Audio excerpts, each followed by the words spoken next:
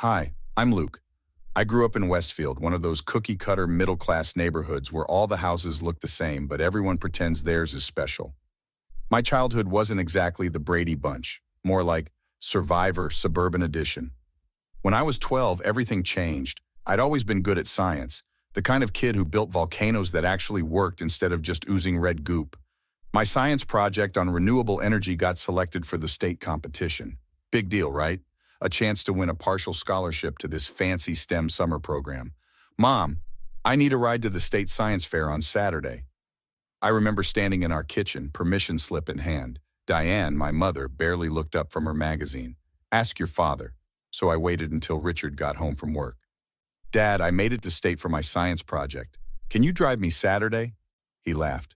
Actually laughed. You're 12 now, almost a teenager. Time to man up and figure it out yourself.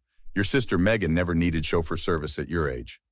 But it's in Greenville. That's like 20 miles away. Not my problem, buddy. Public transportation exists for a reason. I checked the bus routes, 3 transfers and a 2-mile walk from the final stop. I could make it work. Saturday morning came with the worst thunderstorm of the year. I called Richard one more time. Dad, it's pouring. Can you please drive me? For Christ's sake, you need to learn some independence. This is life, kid. Nobody's going to hold your hand forever. I tried walking to the bus stop, got soaked through in minutes. By the time I reached the second transfer, I was shivering so bad the bus driver actually asked if I was okay. I missed the third bus, which only ran every 2 hours on weekends. By then, registration for the competition was closed. Monday at school, I had to explain to my science teacher why I hadn't shown up. You walked? In that storm? Mr. Reynolds was the first adult who seemed genuinely upset about what happened. Luke, that scholarship opportunity was perfect for you. It's fine, I said. But it wasn't.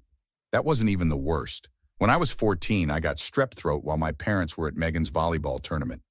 They didn't answer their phones for 2 days. I ended up biking to the clinic myself, burning with fever. For my 16th birthday, they forgot to pick me up from a school event. I waited for 3 hours before walking 5 miles home in the dark. When I got there, they were watching TV. Oh, was that today? Diane had said, barely looking up.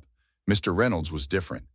He lent me books, stayed after school to help with projects, even wrote me a recommendation letter for a science program I could attend locally. You've got something special, he told me. Don't let them dim your light. I decided then that I would make it on my own. If my family couldn't be bothered to drive me to a competition, fine. One day they'd see what they missed out on. I started working odd jobs, saving every penny, planning my escape. And I promised myself, one day, they'd be the ones asking me for rides. High school wasn't much different. I kept my head down, focused on grades, and stopped asking my parents for anything. Junior year, college applications loomed on the horizon. Everyone was planning campus tours. I need to visit State University next weekend. It's their big scholarship open house. I slid the brochure across the dinner table. Richard barely glanced at it. We're busy that weekend. Megan's got her volleyball tournament in Springfield. But this is the only day they're doing interviews for the engineering scholarship. I've been working toward this for 2 years. Diane sighed dramatically. Luke, you know how important this tournament is for your sister's college prospects. Coaches from all over will be there. What about my prospects? This scholarship could cover full tuition. Megan smirked from across the table. Maybe you should man up and find your own ride. That night, I was in the library working on a physics project when someone tapped my shoulder. You're hogging all the good reference books. The guy grinned, not actually annoyed. Sorry, I can share. I pushed some books his way. I'm Jason. You're in my calculus class, right? Always answering questions before anyone else can think. We ended up talking until the library closed. Jason lived with his grandmother, who worked nights, so he hung out at school late. He was smart, funny, and actually listened when I talked. When I mentioned the college tour problem, he immediately offered a solution. My cousin's going that weekend. We can catch a ride with him. That weekend changed everything. While my family cheered for Megan at her tournament, I aced my scholarship interview.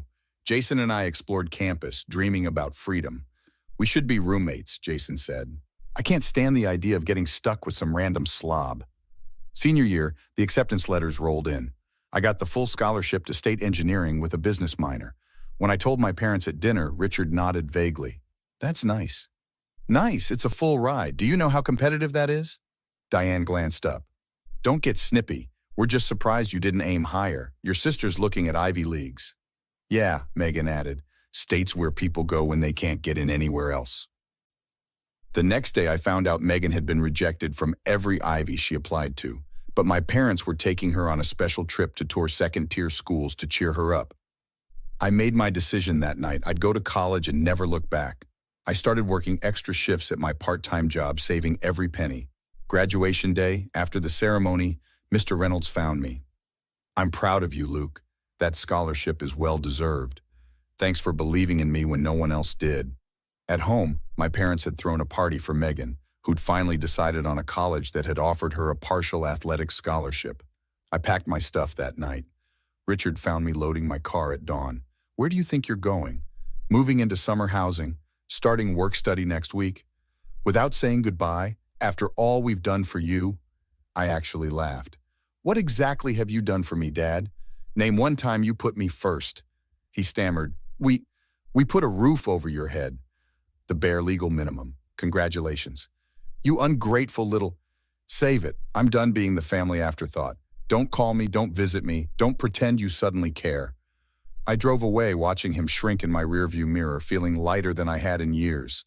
College with Jason as my roommate was exactly the freedom I needed. We both threw ourselves into engineering classes, and by junior year, we were top of our department. That's when the idea hit us. Dude, I'm so sick of waiting for campus shuttles that never show up on time. Jason was sprawled across our dorm room couch, frustrated after missing another class. Tell me about it. Half the students here don't have cars, and the bus system is garbage. What if we built an app, like ride-sharing, but specifically for college campuses? Students helping students. That night, we sketched out Campus Lift on napkins. By senior year, we had a working prototype and a business plan. We entered the university's entrepreneurship competition and won first place, $50,000 in seed funding. We should drop out and do this full-time. Jason was buzzing with excitement after our win. No way, we're 6 months from graduating. Let's finish, then go all in. We compromised, scaling back to minimum course loads and working on Campus Lift every spare minute.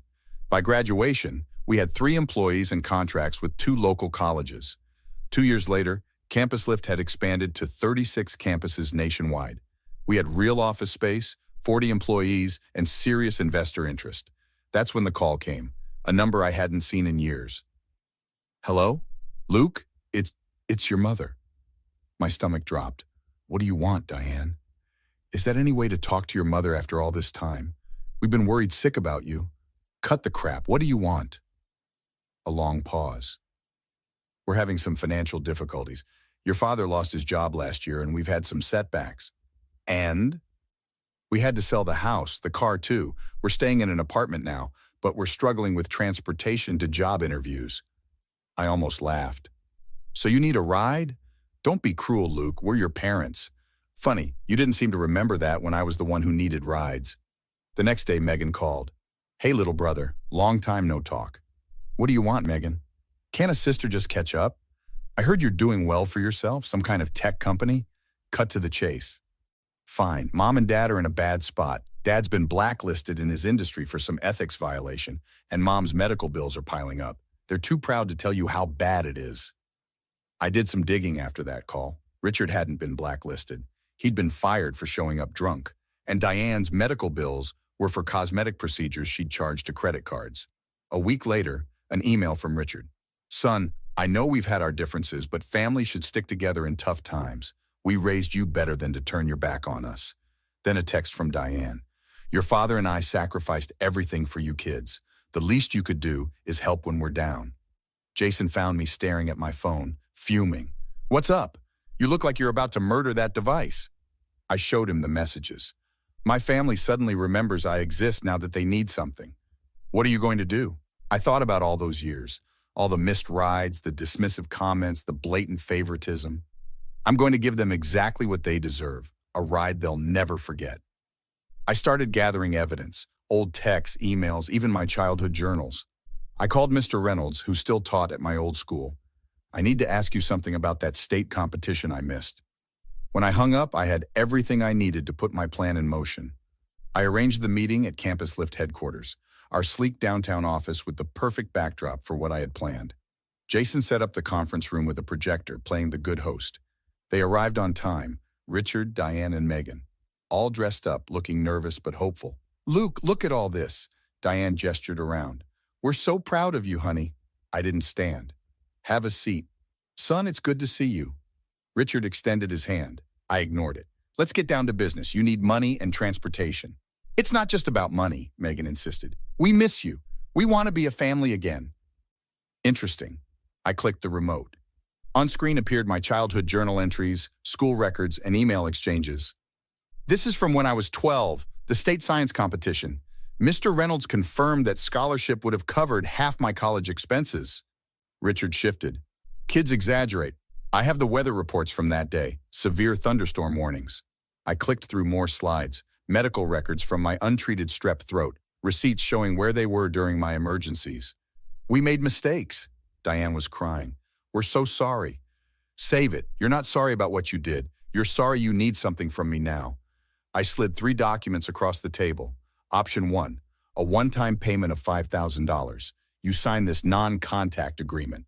$5,000? That won't last a month? Richard was indignant.